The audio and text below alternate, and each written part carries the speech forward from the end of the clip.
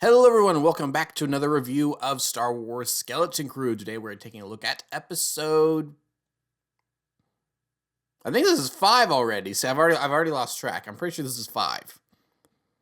Yes, it's 5 because there was the first 2, 1 week, then the third episode for this. Yeah, so I need to subtract and then add. It's a complicated math equation to keep up with what episode we're on. But yes, I'm pretty sure this is episode 5. Um, So, starting off, I do want to talk about last week a little bit, last week's episode, because a lot of the things that I talked about with last week's episode, it's like, oh yeah, it felt weird they developed all this time to this planet, and it kind of seemed like it was a little underdeveloped. It's like something I was curious if what they were going to do or not is if they were going to have another episode on at Akram, and because I don't know, just the way that they are presenting the chieftain warlord guy and his daughter and the feud with the other people, to me that just seemed like that there was more story to be had there. And then it's just kind of a nah, we're good, and they moved on. It's like the episode literally opens with them flying away from the planet in the Onyx Cinder. It's like, well, we're done with that place. So, which was also something I thought that they maybe just they could be done. I don't know if they're going to be done, but they could be done. So, I mean, honestly, it's fine. There's just one little thing about it that I did discuss last week that I think is odd, but maybe it's not going to be as odd as I'm thinking it is at this current moment. Because as I mentioned last episode, that part of the reason I thought that they were going to spend another episode on that planet is that they introduced this giant defense turret on top of the old school or administration building, whichever one it was. And the girl's like, this is what keeps us safe. It's the only thing that's still working from the old days. And it's this giant cannon. And I mentioned that, there's just kind of this rule in storytelling and in writing that it's like, it's called Chekhov's gun. If you introduce a gun, it has to be used in some way at some point in the story going forward. So that was another reason why I thought, oh, well, I mean, this is a setup for the next episode. They're going to have to use that to mount a defense in this big battle before they bring the two tribes together or whatever. And then this episode opens up and they just fly away and they're done with that. So I'm like, oh, well, that's a little weird. So why introduce the giant defense cannon then? That seems you're breaking the Chekhov's gun rule, which granted, these are more these are more guidelines and strict rules, since we're talking pirates. So it's like, you don't always have to use the gun. I'm aware of that. It's not like an actual black mark if they don't use the giant defense cannon, because honestly, it does help with the world building a little bit. But then I was thinking about that. I'm like, ooh, what if that wasn't a setup for the next episode, but that's actually a setup for the finale, where they go back to At Aten, and someone has to use, because, if At Akram and At Aten are very similar in a lot of different ways, then At Atom should have one of those defense turrets, I'm assuming. So maybe that's a setup for the finale where they use At Aten's big defense turret, and the kids are the only ones that know it's there because they were at Akram. And so Neil's like, wait a second, if this is at Akram, and he manages to find the same divot on the roof of the school or whatever, and then it's like, little elephant boy, how did you know this was here? It's like, I learned this trick from a friend on another planet, very similar to this one, and they use it to shoot down the pirates or something. Because I'm assuming that how this is all going to come to a head is that everyone ends up figuring out At Aten is real, and so then the wolf pirate guy and all of his crew show up to try to plunder At Aten, and then Jod has to eventually side with the kids. I'm going to get into all that in a second. And Jod's going to have to eventually side with the kids, and they're going to stage defense of At Aten and shoot down the pirates, and that's going to be what partially helps them. That's where I'm kind of leaning right now. So I think maybe that was a setup for the last episode, but time will tell. So anyway, this episode I think was a lot better than a lot. Like I said, it's like there was a lot of exposition and setup. It gave us some time to, dig a little deeper into the characters. Like I said, I enjoyed seeing Fern crying over the situation because she's finally, her confidence is finally shaken a little bit. This episode I thought was better in terms of just overall There was some action to it. There was a little bit danger. I thought this episode was like really funny with like Jod like continuously paying the clerk desk lady, and it's like, and your reservation is for who? Credit. It's like, and are these kids with you? Credit. It's like, and what was your name again? Just dumps all the credits on the table. It's just like, just give us a room and it's like, and make it snappy. We're in a hurry. Um, that I thought that just a lot of stuff involving that was funny. Um, there was a couple good moments of subverting my expectations that I liked, where it's like there's this giant monster in the mud bath underneath, in that tunnel or whatever, and it's like, oh great, now they got to fight a giant monster, and then he's just like some chill dude who, yeah, he's massive, but he just loves a good story, and he's just like, oh yeah, I'll help you, and he just smashes the gate open for them, and it's like his name is clearly a take on Cthulhu because like his name's like, it's, I can't even remember what it is, but so clearly a take on Cthulhu, which is just hilarious. And so it's like I really ended up laughing at that. It's like, oh yeah, it's just this giant tentacle monster that's just totally chill. I think it's hilarious. Um, really liked that. Another thing I really liked was 33 just being absolutely appalled by the fact that the pirate captain's old lair is now a spa of all things.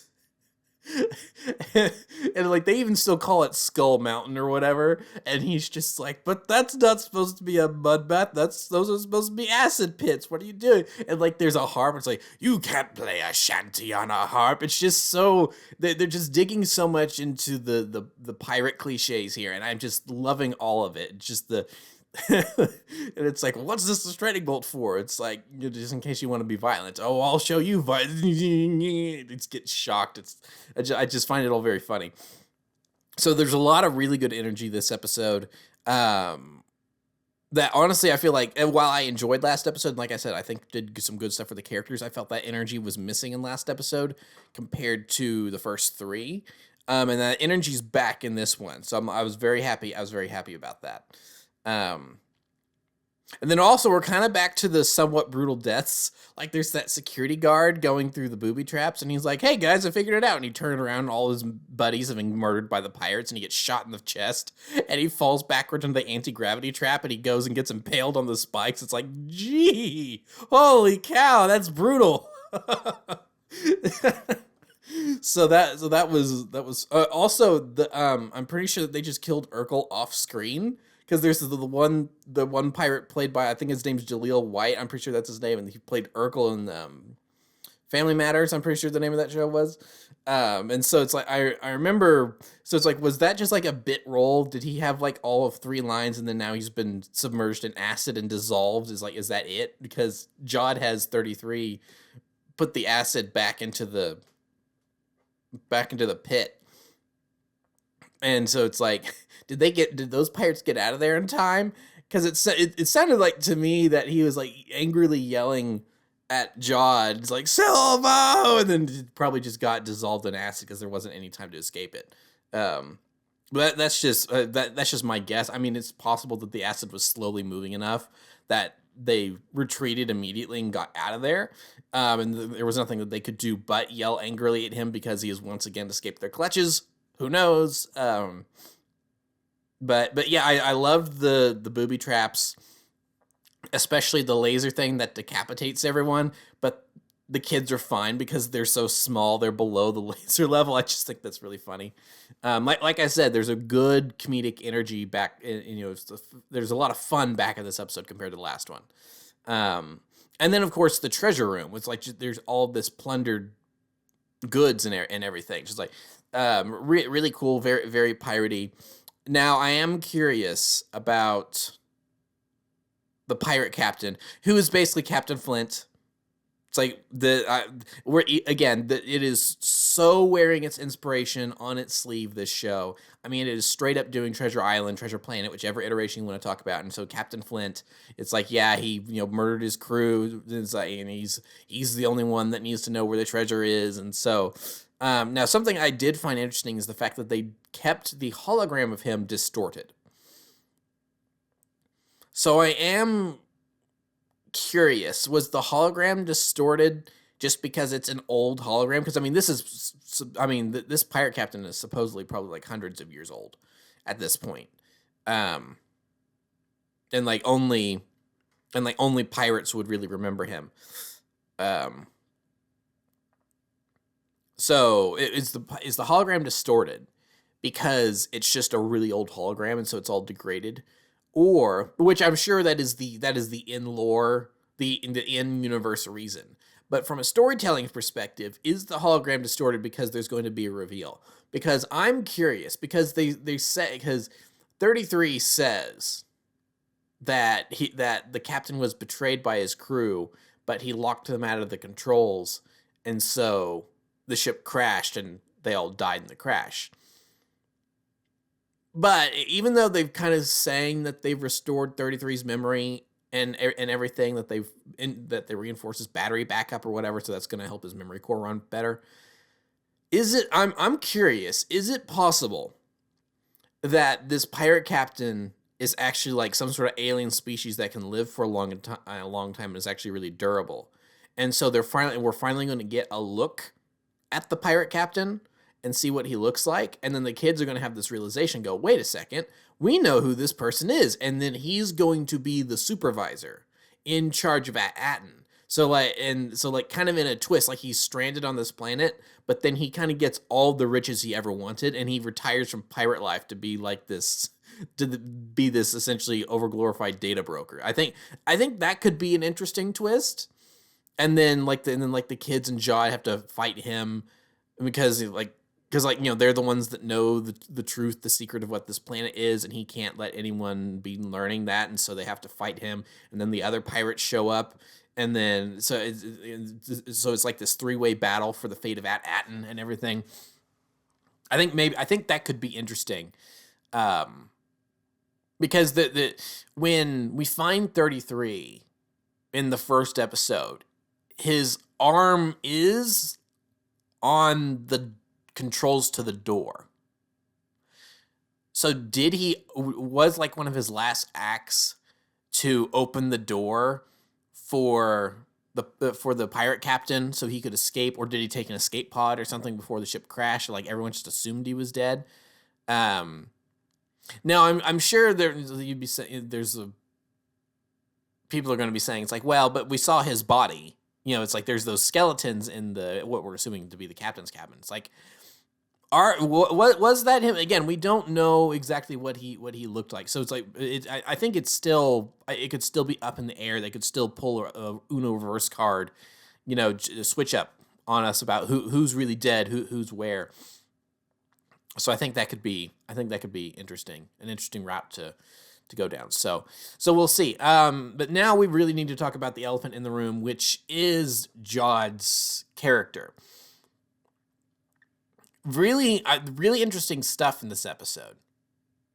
And I'm very curious where they're going with him, because I think with the way, a lot of fiction is written and the way a lot of Star Wars is written, I think we're kind of inclined to believe that he is eventually going to he is a cutthroat, he is this scoundrel, but he's got this heart of gold buried underneath, and he is going to help out the kids. Because I think we see a little bit of that in what I think is a very interesting scene where he finds Wim crying because he's overwhelmed by the situation.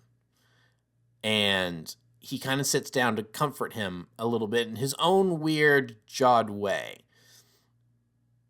So I think we're kind of inclined to believe that he is eventually that Heart of Gold is going to win out. And because he is the Long John Silver character here. Like all of these kids collectively are Jim Hawkins, and he is the Long John Silver character, who you don't know if you can really trust him, but by the end of the story, you can. However, again, this show's very much wearing its Treasure Island inspiration on its sleeve. However, with some of the things, where Jod's going and what has happened with this episode and everything, at this point, I think it is safe to say he is a Force user that had some degree of training, because a lot of what he said to Wim about attachments and your reality determines your focus or whatever, or your focus determines your reality. I mean, that's a Qui-Gon Jinn quote from Phantom Menace. And then, like, talking about you need to get rid of attachments, that's straight up old Jedi doctrine. So I think it's safe to say that, yes, he is a Force user. Now, whether or not he was a Jedi that escaped the Purge, making him like Jedi number 436 to escape the Jedi Purge, I think a more interesting route, with the fact that he just like immediately resulted to piracy, it seemed, we don't know his entire backstory. I'm assuming we're going to get it. But the fact that he's like gone so far down the rabbit hole of scoundrel and piracy and all this, criminal stuff, it would not surprise me if they pull a twist and he's actually a former Sith apprentice. Where I'm going with this, I think what would be interesting is if they make him to be a failed apprentice of Maul during his time running Crimson Dawn, because there's that whole period that we don't know about what Maul was up to. And it is kind of one of those things where it's like they've kind of said in interviews like, oh no, we're not going to make really great big connections to the overall Star Wars universe, but there's little ones here and there. And I think what they were really talking about more there was like going to be gratuitous character cameos. You can say he was a former apprentice of Darth Maul who wasn't cutting it and so had to run away and escape and never have to show Darth Maul on screen. I think that it's that you don't even have to name Maul. He could just say, I was trained by a Force wielder that ran Crimson Dawn during the days of the Empire. I mean, that would be enough. We would understand, oh, that's Maul. And anyone that doesn't know their Star Wars that well, they would just kind of go, okay, he's a Force user. We get it. And that would be enough. So I am curious if they're going to go in that direction. What I fear is that he is just going to be another youngling that somehow escaped the Jedi Temple during Order 66 when he was a kid, and he, unlike Cal Kestis or Kanan Jarrus or other such characters that did eventually find the right people and surround themselves with the right people to still retain their Jedi-ness, that Jod just ended up in the hands of the wrong people, and he was molded by criminals and scumbags, and so then he became a criminal and a pirate and this cutthroat and all this stuff. And so he's kind of kept his Force powers hidden for the most part, while he's continued to be a pirate and everything. And it would kind of give him a little bit of that Jack Sparrow luck of making his own luck and everything, and kind of giving him an edge where it's like, well, yeah, no wonder he's managed to pretty much stay one step ahead of everyone for most of his life, because he's kind of got these Force powers helping him out a little bit. So I am curious where we are going with him. Because if they do actually pull a thing where it's like, yeah, he was a Maul apprentice that didn't turn out well, then I don't know, this may be a thing where he doesn't get back on the right side of the kids, and like he's actually the villain of the show. Because I noticed, like, it depends on what poster you look at, but there's like some posters where he's not even on it. Where there's some posters where it's mostly just the kids. And I mean, a lot of times you do have your villains on the poster, but then in other situations, like, the villain's off the poster and you always just show your heroes. So if you have a hero poster where you're showing all your main characters that are the protagonists, and him not to be on it, that may be kind of well, he's the villain, so why would we put him on there?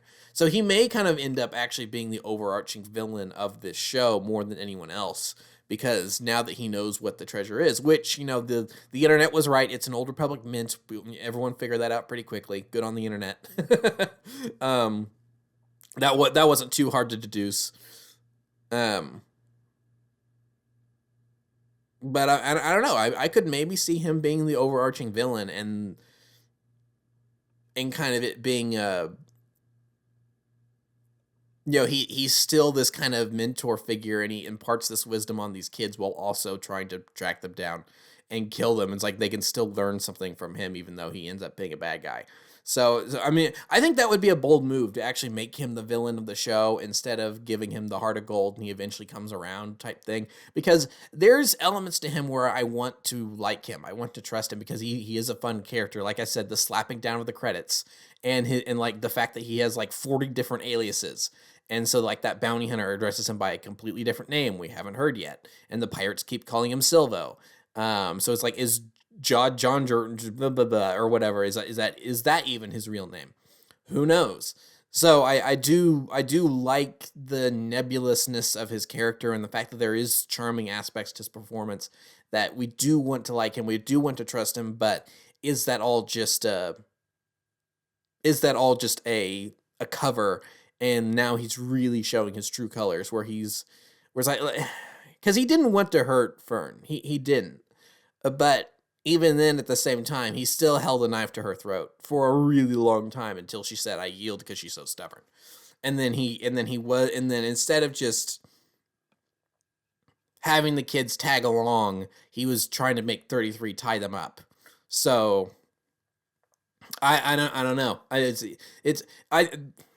I think this show is doing everything right so far because I do have all of these questions and it's wanting me to watch more. And I am engaged with the story and everything. Like, there's fun characters and fun performances, and it's like some people may just deride the show as like, oh, this is just another Star Wars show for kids. It's like, well, all Star Wars is for kids, for the most part. So I mean, there's a couple things in there, like the fact that 33 is telling the story about how the pirate captain was betrayed, and it's like his own concubine did him in. And then Neil's like, "What's a concubine?" Okay, that's enough story time for today. We're moving past that. I thought that was funny. So it was, but yeah, mostly Star Wars is mostly supposed to be a family property. So, but I mean, it's like I think this is still good television. At the end of the day, and I am enjoying it. And now we've got a lightsaber in here, so I'm very excited to see where this goes. And yeah, I will be eagerly anticipating the next episode release next week. So yeah, I think that's all I really have to say about this episode. Oh, okay. One quick little note is the banking clan is still around. Come on. It's like I got slightly triggered whenever the lady at the hotel said, "Well, the banking clan is here for a summit or whatever." I was like, "Oh no, not these losers." It's like, I'm assuming it's like a it's kind of like Toys R Us, where it's like the original Toys R Us is dead, but then someone bought the name and brought it back, and so now Toys R Us is technically kind of back in quotes, but it's not really the same thing. I would have to kind of assume that the banking clan is in a similar way here, because as far as I was aware, the banking clan was kind of done away with a little bit. Like the trade federation was definitely done away with during the reign of the Empire. I thought the banking clan was too, so it's possible that just once the Empire was done with, a bunch of Munes on Scipio got back together and said, "We should restart the banking clan." And so I think that's totally possible. But I did groan out loud when she said the banking clan. I'm like, oh, not these jerks again. So anyway, yeah, so that's pretty much going to be it for this episode. So I will see you guys next week for the review of the next one. It's getting good. I'm really liking this show. So thank you for watching. Remember to like, comment, subscribe, all that great stuff. Remember to follow me on Twitter and Instagram. Those links are in the description below, and I will see you guys next time. Thank you so much for watching, and goodbye.